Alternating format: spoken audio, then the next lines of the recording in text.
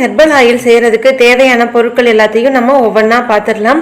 முதல்ல கருவேப்பிலை முடியோட வேர்க்கால்களை திடப்படுத்தி முடி நல்லா கருமையாகவும் அடர்த்தியாகவும் நீளமாகவும் வளர்றதுக்கு உதவியா இருக்கு.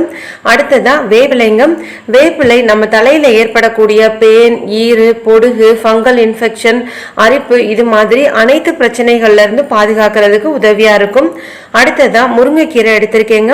முருங்கைக்கீரையில அதிகமான அளவு இரும்பு சத்தும் துத்தநாகமும் இருக்கு. இது நம்ம முடி வளர்ச்சியை ஊக்குவிக்கிறதுக்கு ரொம்ப ரொம்ப முக்கியமான ஒண்ணுங்க. அடுத்ததா பொன்னாங்கண்ணி கீரையும் முடியை நல்லா நீளமாகவும் அடர்த்தியாகவும் வளர வைக்கிறதுக்கு உதவியா இருக்கும்.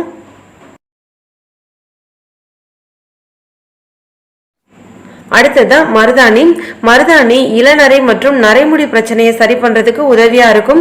மருதாணி நம்ம உடம்புக்கு நல்ல குளிர்ச்சி கொடுக்குங்க. அதனால இதை நம்ம அப்ளை பண்ணும்போது நம்மளுடைய ஸ்கேல்ஃபையும் உடம்பையும் நல்லா குளுமையா வச்சிருக்கும். அடுத்ததா செம்பருத்தி இலையில பாத்தீங்கன்னா சின்ன சின்ன பூச்சி இதெல்லாம் இருக்கும்.